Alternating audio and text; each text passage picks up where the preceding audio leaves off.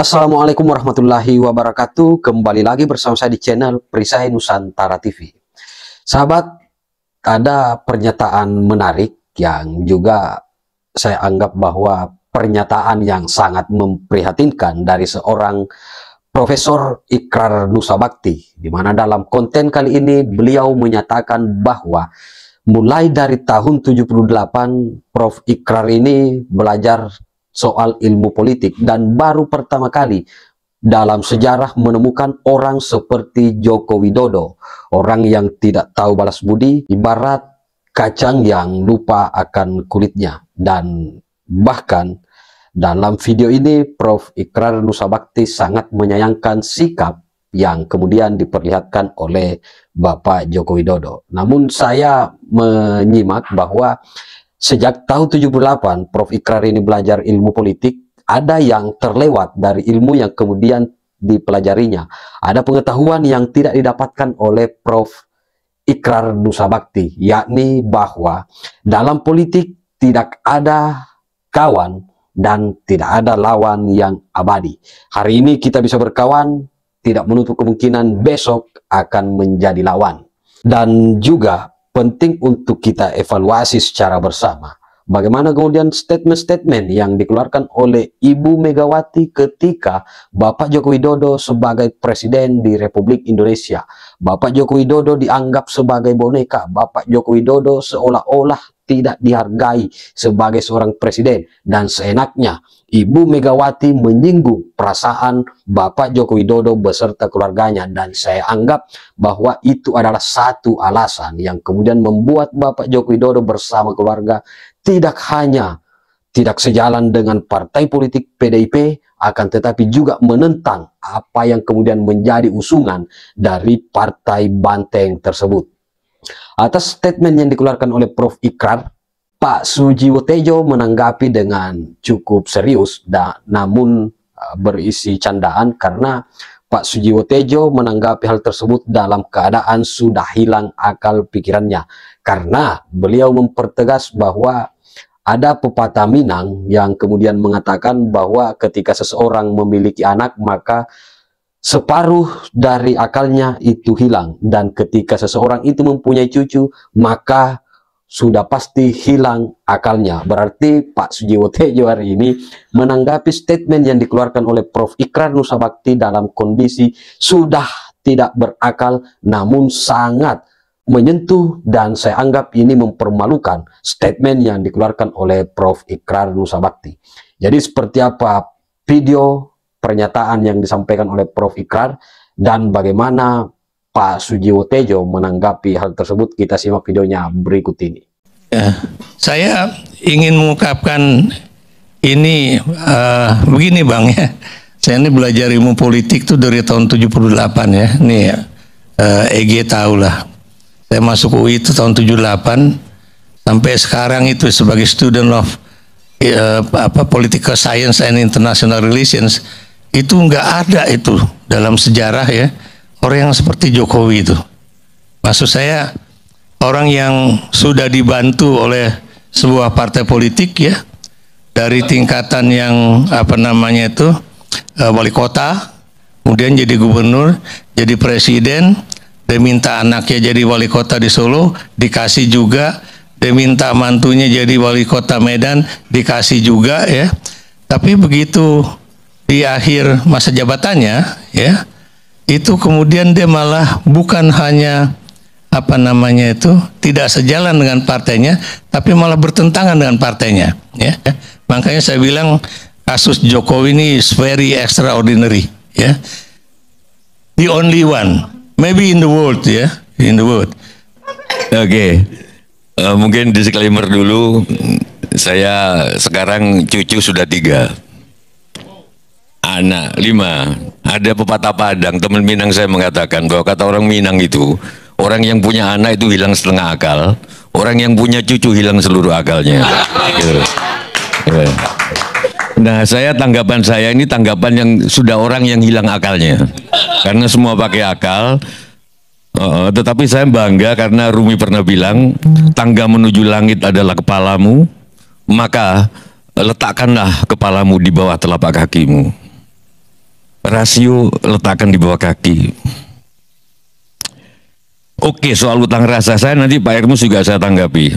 Pak Ikrar, utang rasa, utang budi Pak Jokowi terhadap Bu Mega, bahkan dia satu-satunya presiden yang nggak bisa balas budi, didukung oleh Profesor Effendi Ghazali.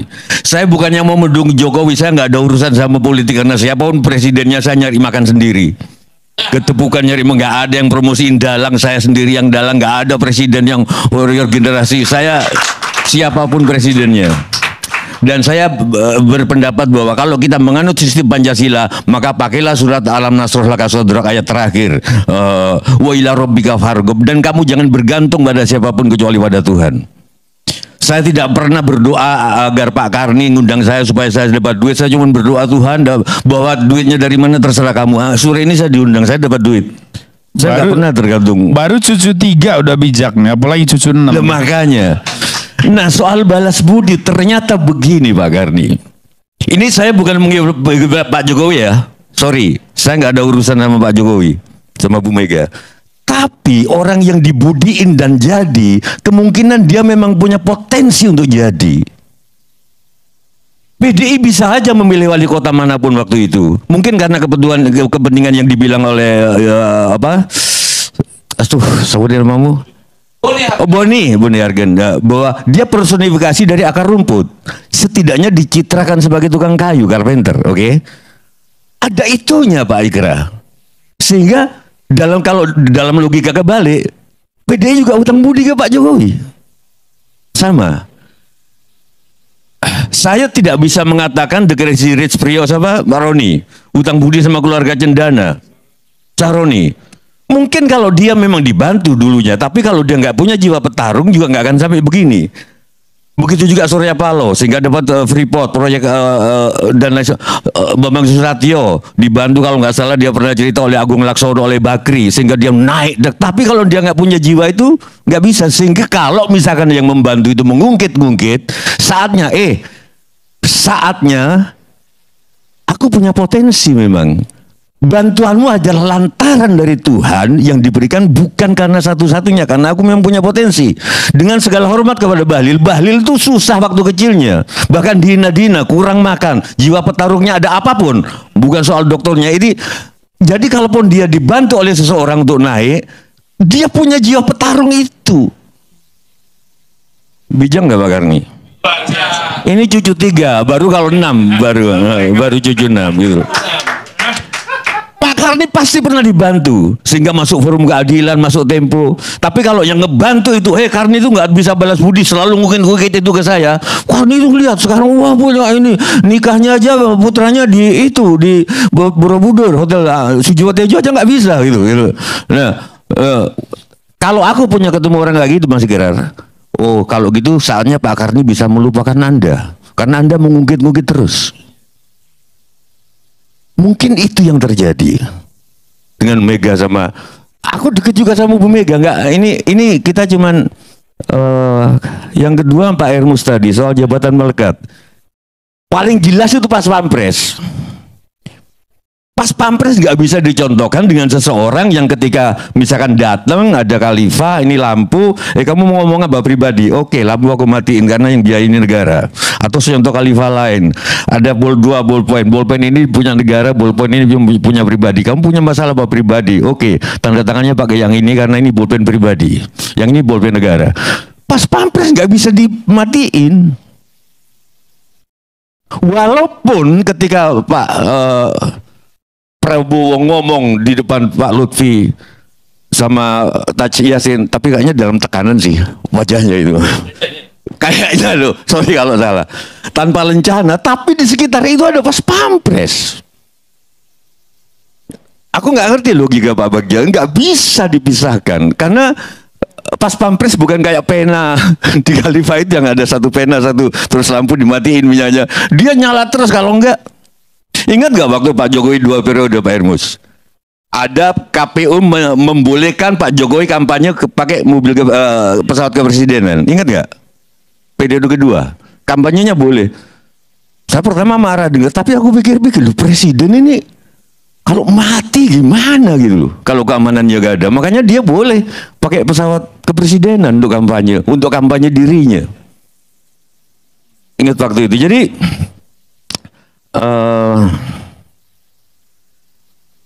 apa yang kedua? Yang ketiga, atau mungkin kita nggak usah diskusi soal pilkada karena pilkada sama pilpres sudah nggak ada apa-apanya di mata Sujiwo Tejo sejak orang menjadi sesuatu, menjadi bupati, menjadi gubernur, menjadi presiden, diucapin alhamdulillah, dikirimi karangan bunga. Nggak ada lagi cerita-cerita orang yang jadi presiden diucapin innalillah. Begitu itu sudah nggak ada harapan. Sebelum presiden dilantik Prabowo, saya lihat sendiri di sebuah acara partai, Pak Kardi. Gak usah saya sebut. Itu bukan Prabowo loh, baru Sufmi Dasko yang datang. Ketua Gerindra, orangnya Prabowo. Itu sudah orang merubung kayak lalat. Bagaimana kekuasaan gak akan korup kalau gitu? Orang pingin. Saya punya banyak teman yang berkuasa, tapi begitu berkuasa saya mengurangi WA. Malah WA saya kurangin. Mungkin kita mengembalikan itu lagi, saya nggak tahu apa sejak Abbasiyah atau sejak kapan, aku nggak tahu sejak kapan orang dilantik jadi presiden, Pak Hermus, Mbak Lili, terus diucapin selamat, bukan innalillah.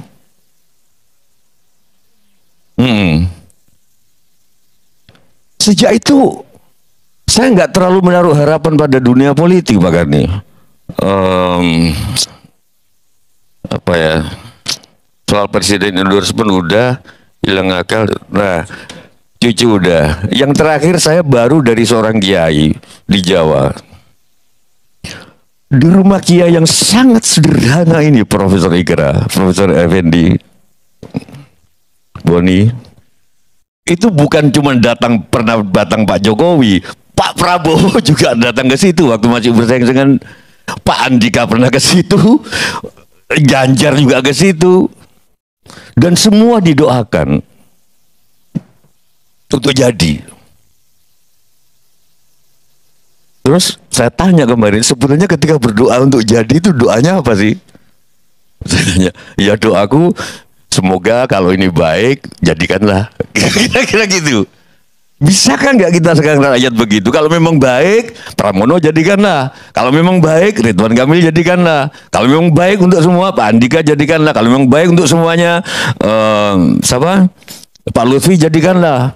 Atau Bobi atau Edi Ramayadi jadikanlah. Kalau ternyata jadi kan kok tidak baik, rakyat semakin susah, ya anggap saja itu baik supaya rakyat latihan bersabar. Jadi kan yang ini saya belum bisa memahami. Karena saya belum punya cucu. Ya. Bagian itu. Efek cucu. Yang bagian ini aja, Yai. Ini kiai, ini salah satu kiai besar di dalam Isra Mi'raj. Kenapa Nabi Muhammad bisa sampai ke Sidratul Muntaha? Malaikat Jibril enggak berhenti di pagernya. Jawabannya, malaikat Jibril terlalu bersandarkan akal. Muhammad pakai perasaan. Jadi aku sudah mengantar ke Sidratul Muntaha ini. Di dalam pembicaraan politik. Sorry, enggak. Ini guyon nanti di transformasinya lebih religius sekarang ya, Bang. Beda. Tiga lah. Saya menjadi narsum di Ilseni sejak 2014. Waktu itu bareng beliau. Narasinya beda jauh.